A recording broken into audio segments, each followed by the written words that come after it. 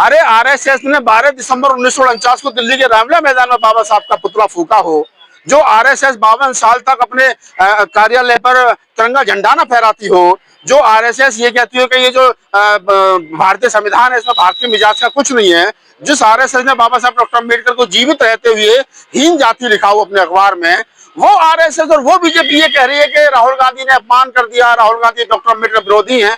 भाई तुम कौन हो? मीडिया क्योंकि इस समय आरएसएस और बीजेपी की गोद में खेल रहा है, मेन स्ट्रीम मीडिया। तो मीडिया जो है वो चाह रहा है कि कहीं ना कहीं उसको कुछ चटपटी खबर मिल जाए। भाई जिस मीडिया ने हजारों करोड़ रुपए सिर्फ इस बात के लिए हो कि पप्पू बनाना है राहुल गांधी को, और वो पप्पू जो पप्पा बन गया, तो पप्पा कैसे हजम होगा अपने पप्पू बनाया था। 12 दिसंबर 1949 को डॉक्टर अम्बेडकर का जो पुतला रामलीला मैदान में फूका था, वो किसने फूका था? वो कांग्रेस ने फूका था। जवाहरलाल नेहरू, हाँ उसमें जवाहरलाल नेहरू का भी पुतला फूका था साथ में। जवाहरलाल नेहरू और डॉक्टर अम्बेडकर का दोनों का पुतला फूका था। तो वो किसने फूका था?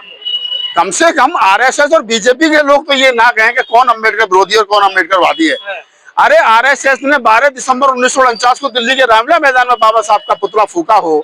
जो आरएसएस 52 साल तक अपने कार्यालय पर तिरंगा झंडा न फहराती हो। जो आरएसएस ये कहती हो कि ये जो भारतीय संविधान है इसमें भारतीय मिजाज का कुछ नहीं है।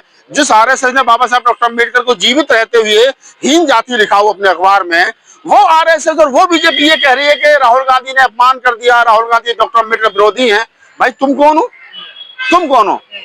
कौन है बीजेपी? और घटना से तो लगेगा ना, देखिए लोगों को राहुल गांधी का नाम, मैं वहीं आ रहा हूँ, मैं वहीं आ रहा हूँ गंजा जी, मैं वहीं आ रहा हूँ, आप ही के सवाल पे आ रहा हूँ कि पहले तो बीजेपी और आरएसएस ये बताया कि बीजेपी और आरएसएस है कौन, इस बात को बताने के लिए कि कौन राष्ट्रभक्त है, कौन राष्ट्रभक्त नहीं है, कौन अम्बेडकरवादी है, कौन अम्बेडकरवादी नहीं है।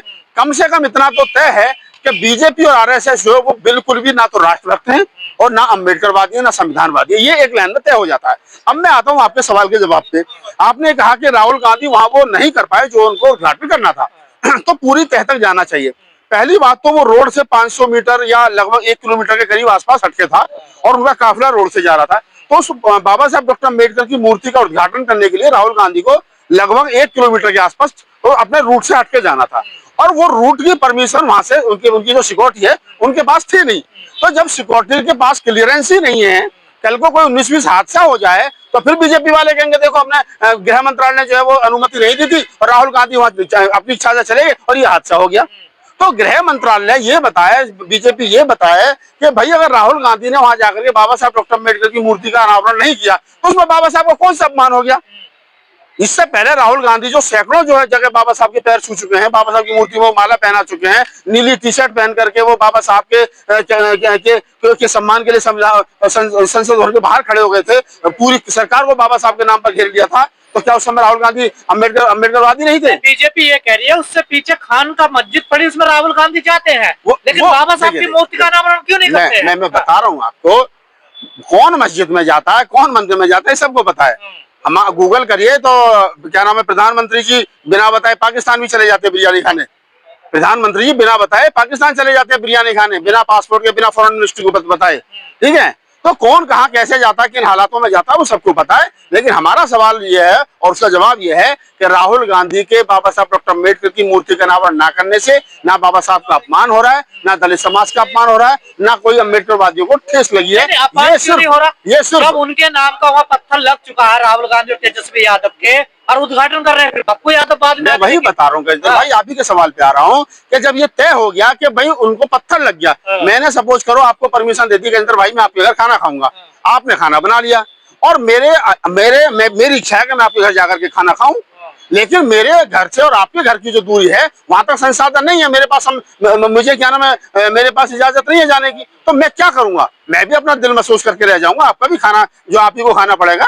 तो राहुल गांधी जाना चाहते थे, ये उनकी सिक्योरिटी से पता चला है और राहुल गांधी ने खुद कहा है कि मैं जाना चाहता था, लेकिन वहाँ सिक्योरिटी के पास वहाँ की परमिशन नहीं थी, इसलिए हम कोई भी ऐसा काम नहीं करना चाहते जो कल को बीजेपी उसको मुद्दा बनाएगा गैर कानूनी काम है। अपमान नहीं हुआ बाबा साहब? मैं तो बिल्कुल नहीं मानता बाबा साहब को कौन सा अपमान है। पप्पू यादव सांसद लोकल नेता है, उन्होंने कर दिया उद्घाटन। राहुल गांधी हो सकता है 4 दिन के बाद में परमिशन लेकर के दोबारा चले जाए।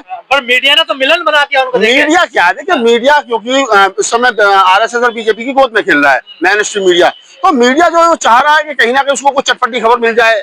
भाई जिस मीडिया ने हजारों करोड़ रुपए सिर्फ इस बात के ही लिए हो कि पप्पू बनाना है राहुल गांधी को, और वो पप्पू जो पप्पा बन गया, तो पप्पा कैसे हजम होगा जो पप्पू बनाया था। तो मीडिया का काम है, मतलब आजकल मीडिया का बिक्री डांस चल रहा है सरकार के आगे। आप जैसे लोगों को जो कांग्रेस को समर्थन करते हैं टारगेट कर रहे हैं, देखिए दलित नेताओं को, कौन से दलित नेता हमें टारगेट कर रहे हैं, पहले वो बताएं। बाबा साहब डॉक्टर अम्बेडकर का बनाया हुआ संविधान जिससे देश के दलितों को मान सम्मान और स्वाभिमान मिला, वो संविधान खतरे में। और ये तमाम अम्बेडकरवादी नेता घरों में एसी में लेट रहे हैं भैया भतीजों के साथ में, चाचा ताऊ फूफाओं के साथ में। पहले ये बताइए अम्बेडकरवादी हैं? अरे हम लोग लड़ रहे हैं भाई, हम लोग गालियां खा रहे हैं, तुम हमको हरिजन कह रहे हो, दलिजन कह रहे हो, जो पता नहीं कौन कौन से जन कह रहे हो, हम फिर भी सिर्फ इसलिए। अगर हमें राहुल नागपाल को व्यक्तिगत रूप से कुछ चाहिए तो मिल जाएगा, इसमें कौन सी बहुत बड़ी बात है। रतन लाल को चाहिए मिल जाएगा, लेकिन राहुल नागपाल को रतन लाल को व्यक्तिगत लड़ाई नहीं है, ये समाज की लड़ाई है। संविधान रहेगा तो हम सब लोग रहेंगे, हमारे बच्चों के हक हकूक रहेंगे, संविधान ही नहीं रहेगा तो कुछ भी नहीं रहेगा। और मीडिया ने और बीजेपी ने तो एजेंडा सेट कर दिया कि ये दलित विरोधी है, अम्बेडकर विरोधी है। देखिए जिस दिन राहुल गांधी किसी क्या नाम है ताकतवर पद पर होंगे, वो प्रधानमंत्री होंगे, गृह मंत्री होंगे, किसी देश के ऐसे संवैधानिक पद पर होंगे जहां से दलितों के लिए कुछ मिल सके, तब मैं कहूंगा कि राहुल गांधी ये कर सकते थे दलितों के लिए, उन्होंने नहीं किया। राहुल गांधी जब प्रधानमंत्री बनेंगे तो हम राहुल गांधी से कहेंगे ना कि दलितों का बैकलॉग पूरा करो, निजी क्षेत्र में आरक्षण लागू करो, जातिगत जनगणना होनी चाहिए और जनगणना के हिसाब से हमारे हक हकूक तय होने चाहिए, संविधान को पूर्ण रूप से लागू करो, मंडल कमीशन लागू करो, हम कहेंगे। और उस दिन अगर राहुल गांधी दे सकते हैं ना, तो दे तो रखिए हिस्सेदारी, और कितनी चाहिए। सुनिए, मल्लिकार्जुन खड़गे कौन है? राष्ट्रीय अध्यक्ष कौन है? दलित। मुकुल वासनिक कौन है? दलित। कुमारी शैलजा कौन है? दलित। और अपना सुशील कुमार शिंदे साहब कौन है? दलित।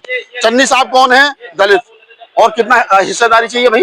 इतनी आबादी है दलितों। अरे तो टोटल पदाधिकारियों को कितनी हिस्सेदारी चाहिए? जितने मैंने दलितों के नाम आपको बता दिया, आप अपने ब्राह्मणों के नाम बता दो मुझे कांग्रेस में। भाई मैं कह रहा हूँ कि राष्ट्रीय अध्यक्ष, राष्ट्रीय महासचिव, राष्ट्रीय प्रवक्ता और बहुत सारे जो दलितों के पास में है। चन्नी को मुख्यमंत्री किसने बनाया? कांग्रेस ने। सुशील कुमार शिंदे को मुख्यमंत्री किसने बनाया? कांग्रेस ने। गृह मंत्री सुशील कुमार शिंदे को किसने बनाया? कांग्रेस ने। बूटा सिंह को गृह मंत्री किसने बनाया? कांग्रेस ने। बाबूजी को उप प्रधानमंत्री किसने बनाया? कांग्रेस ने। क्या चाहिए तो भाई? आपके साथ ही क्यों कहते हैं ये कांग्रेस जो दलित विरोधी, अम्बेडकर विरोधी है? अब जिनकी रोजी रोटी इस बात पे चल रही हो, जिनको बेचारों को शाम को 500 रुपए सिर्फ इसलिए मिलते होंगे सोशल मीडिया पर राहुल नागपाल उगारी बकनी है, तो अच्छी बात है, मैं तो उनका भी सम्मान करूंगा। मेरी वजह से कम से कम 500 तो मिल रहे हैं, तो ये कोई बहुत बड़ी बात नहीं। 500 रुपए कोई सच्चाई नहीं है इसमें। अब आपको लगता है, मुझे तो कुछ लोगों ने बताया कि कुछ लोगों को कुछ लोग फंडिंग कर रहे हैं कि आपको इनको हरिजन और दरिजन कहना है, शाम को बैठ करके मुर्गा खाएंगे, लिखा करो सोशल मीडिया। तो आप क्या लगता है, आपको सबको कांग्रेस की तरफ ही जाना चाहिए दलितों को? नहीं, सब ये हाँ देखिए, किसको किस पार्टी में जाना है, किसको किस पार्टी में राजनीति करनी है, किसको किस पार्टी को वोट देना है, किसको किस पार्टी की सदस्यता लेनी है, ये आदमी का संवैधानिक अधिकार है। मेरे कहने से कोई क्यों जाएगा? मैं तो सिर्फ एक बात कह रहा हूँ कि वर्तमान में लड़ाई दो हिस्सों में है, एक तरफ संविधान के विरोधी लोग और एक तरफ संविधान के मानने वाले लोग हैं। तो अब आपको तय करना है, जब लड़ाई ही दो हिस्सों में है, तीसरा हिस्सा है ही नहीं, तीसरा कोना है ही नहीं है, तो अब आपने तय करना है कि आपने खामोश रह करके बीजेपी और आरएसएस को मजबूत करना है या बोल करके राहुल गांधी और इंडिया गठबंधन को मजबूत करना, ताकि भारतीय संविधान जो आपके महापुरुष कहते हैं वही हो गया ना, कांग्रेस जाए बीजेपी आए, बीजेपी जाए कांग्रेस आए, तीसरे का कोई इसमें है ही नहीं कुछ भी। देखिए वही बात आप कह रहे हैं। देखिए जो लोग बीच में आए थे उन्होंने क्या कर लिया? जो कांग्रेस और बीजेपी के अलावा जिनकी सरकारें बनी है वो क्यों नहीं लंबे समय तक टिक पाए? जनता दल की सरकार क्यों नहीं लंबे तक चली? जनता पार्टी सरकार क्यों नहीं देश में चली? उत्तर प्रदेश के अंदर सपा बसपा और क्या नाम है बिहार में आरजेडी और जेडीयू की सरकार क्यों नहीं लंबे समय तक चल पाई? चल रही है ना क्षेत्रीय तरफ, और भी क्षेत्रीय पार्टी है। मेरा कहने का मतलब ये नहीं कि कांग्रेस जाए बीजेपी आए, मैं कह रहा हूँ पहले आप अपने आप को तो मजबूत कर लो। जब हमारा नेता ही हमें दिखाई नहीं दे रहा तो हम किसके साथ जाएं? भाई दलित समाज आज की तारीख में अनाथ की तरह रोड पे खड़ा है बाबा साहब के संविधान को हाथ में लेकर के, और उसका नेता कहीं दिखाई नहीं दे रहा है, तो क्या करे दलित समाज? भाई कहीं ना कहीं तो वो जाएगा ना।